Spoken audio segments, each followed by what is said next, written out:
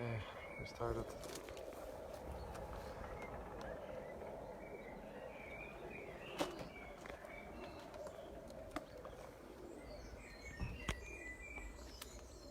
Hi everybody, we're in England, near London, with Mark Gilbert, one of the stars in the UK and even in Western Europe.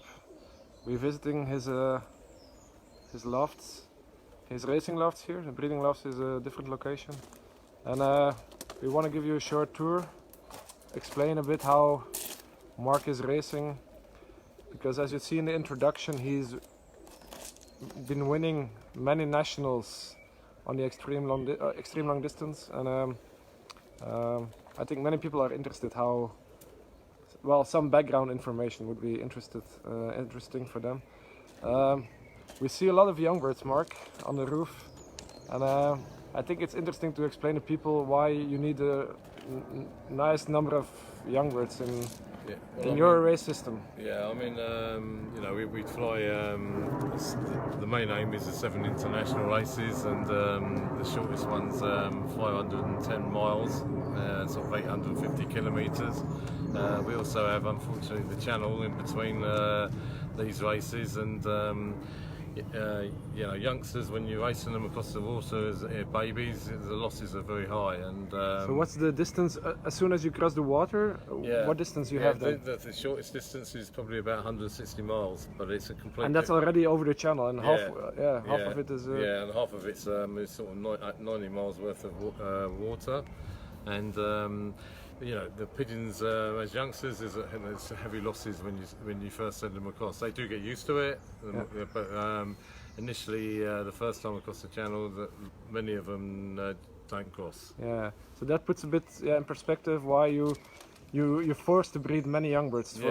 Because your aim is to build a team for the extreme long distance racing, but to have a team of 20-30 birds as 2-3-year-olds, you need to breed many. It's impossible, you know. I mean, especially to have a fairly strong team in all the international races with the losses as young birds across the water is. So we expect to lose up to 50% probably in their first year of life if we give them 2 or 3 national races across the water. Yeah. I'd say the aim. That's what we breed quite a few youngsters.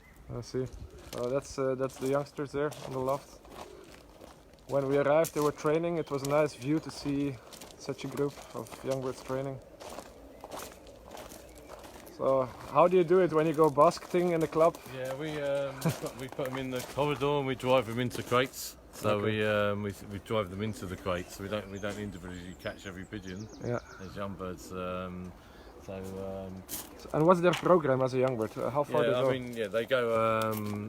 They worked hard as youngsters, trained hard, and we give them 8 or 9 races, of which we hope to at least have 2 national races across the water. But sometimes, if we can, we have 3. Okay. So what distance then the last one? The last distance, 240 miles, which is probably 350 kilometres. Yeah, a bit more than 350. Yeah. So these are the youngsters. They're ready for training in about a month. Okay. So we start training in a month. So you can see them here. We have these are the old bird lofts, and this middle loft is the young bird loft. Okay. And we fly the same system in each loft. We fly roundabout. So we fly the hens and the cocks, and they come back together on race day. And they stay together the whole day Saturday, and we split them on Sunday morning, and they get used to that system. We don't show the cocks and hens beforehand, only for the major events, which are the international races. We put the hen and cock together. Okay. And that worked well for you? Yes, I mean last year it worked very well. We won 5 out of the 7 races and were second in the other 2. But we put them the hen and cock together the night before, and we basket in the morning. So, you know, we put straw in with the nest bowl, and we leave them together overnight, and then we pick the hen and cock up and send them.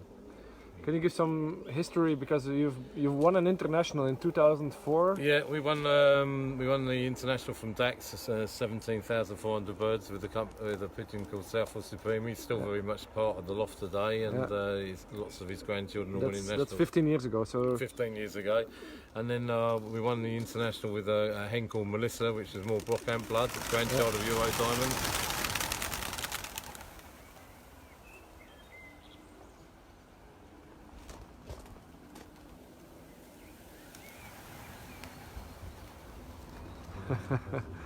And that was from Agen.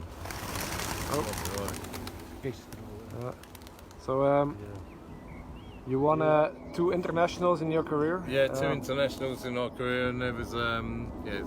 Wait 1 second. Kite. We'll, There's a kite like that, but uh, yeah, we made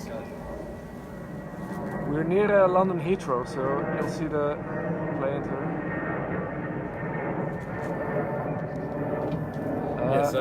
We won 2 internationals, one with, as I explained, South Supreme, and the other one with Melissa, which was Euro Diamond Blood. In that race, we were first, second, and third international hens.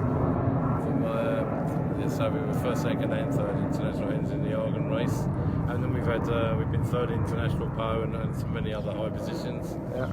And last year, obviously, I wrote it in the introduction. You won 5 first nationals out of 7 international participations, yes. But maybe the Barcelona result wasn't that obvious for the people, but for the UK to win 100...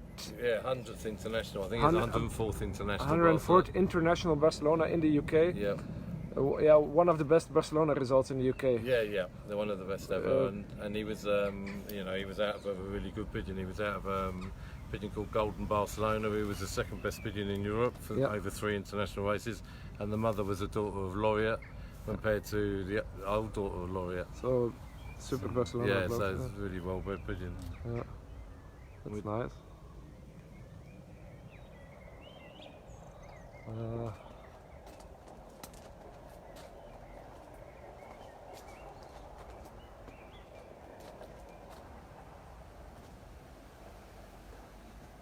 So you can guess how many that are in the reaction and the video. Maybe we'll tell you. Can we go inside? Yeah, we're going to the end loft. Okay.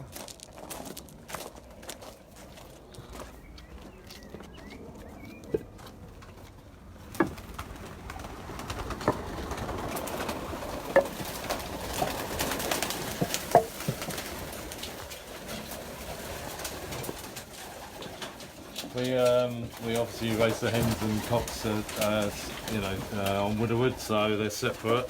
The hen section is normally we lock these pigeons away, and we have plastic tools on the floor to stop the hens pairing on the floor. And so that's to avoid the pairing of the hens. Yeah, we don't have them nesting together then. And then obviously the perches, it's important that you can only fit 1 hen on each perch. Yeah. So they don't nest on the perches. And that goes well. That goes well. We have very few pair up on this system. You may get the odd pair now and again, but very, very rarely they don't like the balls. So, and then obviously the cocks are next door. Okay. And we send the cocks and the hens to the races, and we don't show the night before. We just let them come back together on the race day, and they get used to the system that every day they race, they come back and they have the day with the cocks and the hens together. And the only other thing we do is to motivate them extra for the international races. We would put the hen in with the cock overnight, and then put nesting material in, and then let them have the cock and hen overnight, and then basket the cock and hen for the international races. Yeah. So that's the system. I mean, we exercise the hens and the cocks for an hour in the morning and night. So we let them out, we flag them to make sure they fly the whole hour. And then obviously let them in. I mean, the base food we feed is Versalaga Superstar. And the only thing we do different is we have oil on the corn, and obviously as on the longer races we have more fat, which is peanuts and Versalaga energy corn. We add that when we use the Brockamp products as well, with the Probat 1000 for the recovery after the race, and the Probat Energy before we go to the race. Okay. And Mark, I noticed with the corn, you don't limit them. They basically have as much as they want. No, for the long distance racing, we let them have what they wish, really. And so we don't limit the corn at all. So. And these hens has been raced last weekend. Yeah, these hens had we had a bad race over the channel last weekend, and they all went to them. They're having a week off this week because of it was sort of the winners were doing 7 or 8 hours, but it was they were liberated in fairly bad weather, so they were also coming next day. Okay. So we've left them at home this weekend, and they go to I think it's 550 kilometres next week. Okay. So. Yeah, because last weekend was a channel race already, and you was lost about. Not only you, and the losses in general was losses. about 1/3 of the pigeons. Yeah. I mean, some of them probably half, you know. But it was they let go across the channel, and the channel was thick fog and in the channel, and they liberated, and they, you know, the pigeons. It was a really bad race, but we did get them working in, but they were through the whole of the day and next day. Yeah. Somebody's many compliments for you, Mark. People reacting that you're probably the best ever in the UK. Right. One of the best ever by results. Right. And, on Belgium level, they say, but I think yeah, you're on a level on your own. Right. And then the cocks are obviously next door. So each old bird loft's designed the same way. And so we've got the cock birds in here. Some of these cock birds have gone to the race. We have 40 at a race this weekend. Okay. From probably 550, maybe 600 kilometre race this weekend. So across the channel. So we send some of the cocks. We have about I think 40 in the race. Well, definitely somebody we sent 40 in the race. So.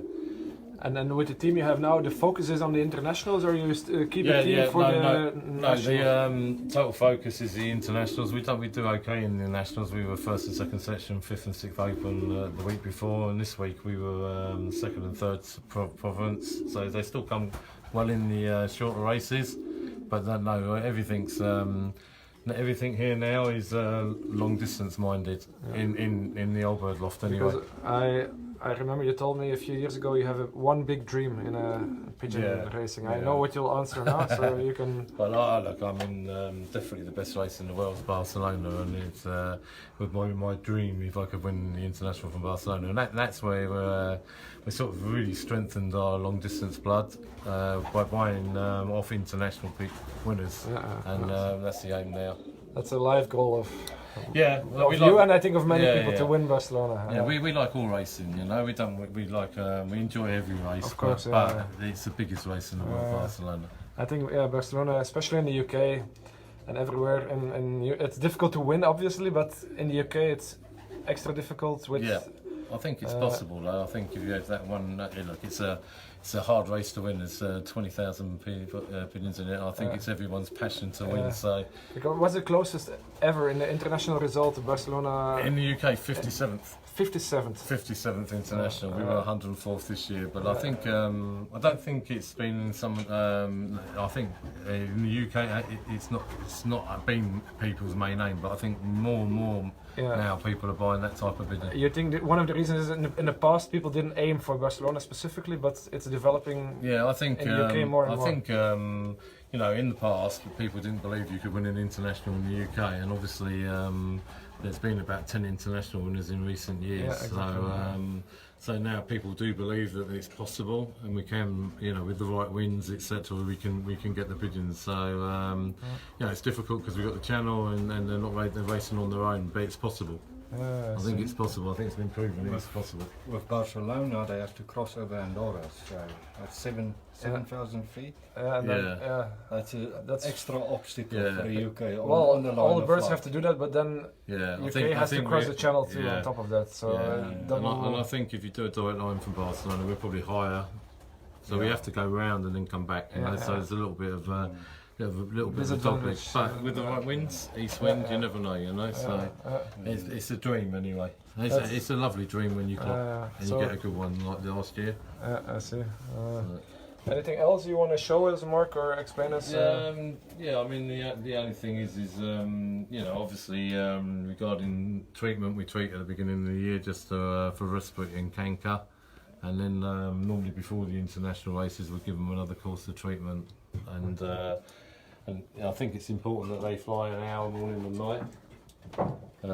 So we do push them to make sure they fly the hour morning and night.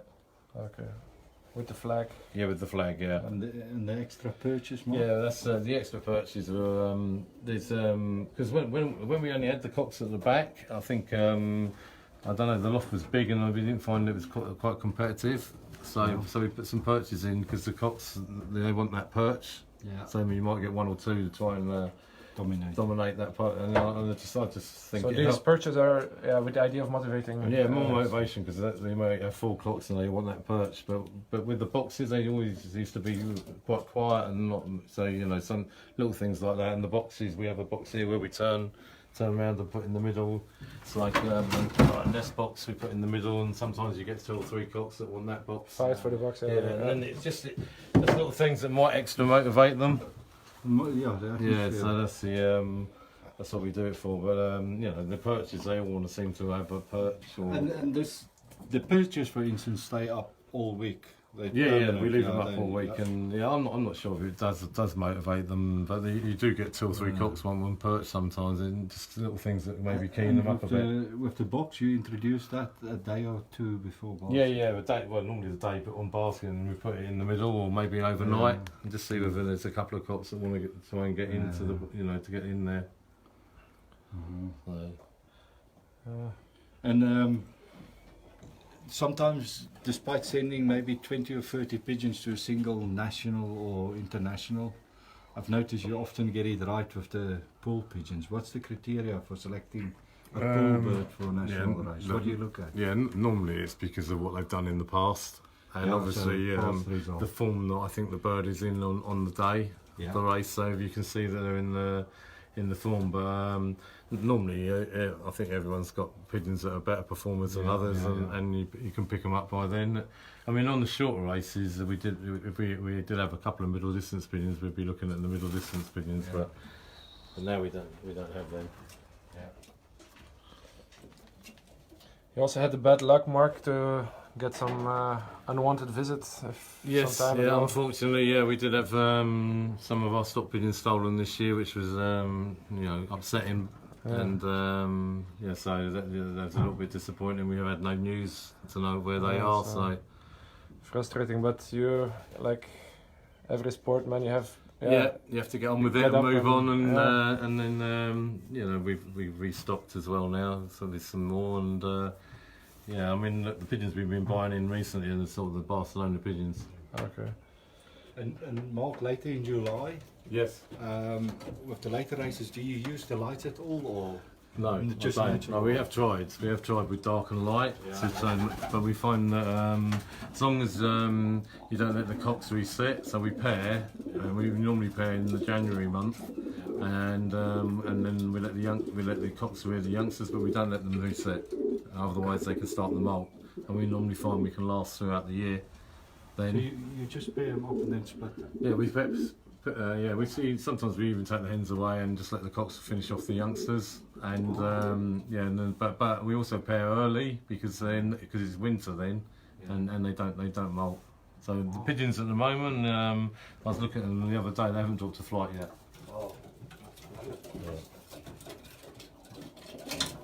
So the cocks did rear the one. They reared youngsters this year.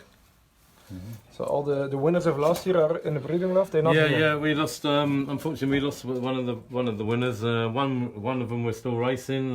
One that won Agen is a yearling. It was more yellow blood. We're racing him and trying to win another one. And Hugo was obviously he won 2 nationals. He went to Perpignan and he won the Barcelona. He's with Hugo. I think that's interesting to mention. So you won Barcelona national this year with. Southfield Hugo, and that's 104th international, the one we mentioned. Yes. And that same pigeon won last year, first national Perpignan, last race of the season. So that's a double national winner on the long distance. International winners, yes. Okay. So if you need a double national winner straight to the stop. Or we have a couple of them.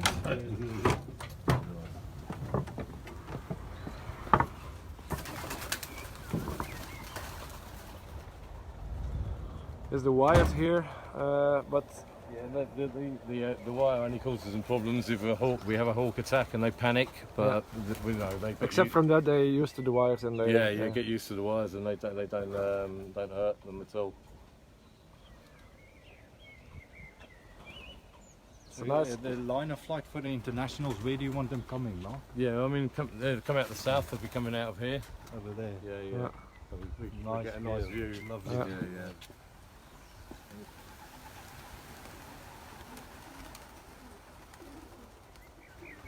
Oh, good. Thank you, Mark, for your time. We hope to visit you again in summer after a good result. Yeah, with hopefully another national winner somewhere. That'd be nice. Oh, You can never have another event. No, you can't. No, no. thanks for watching. See you later.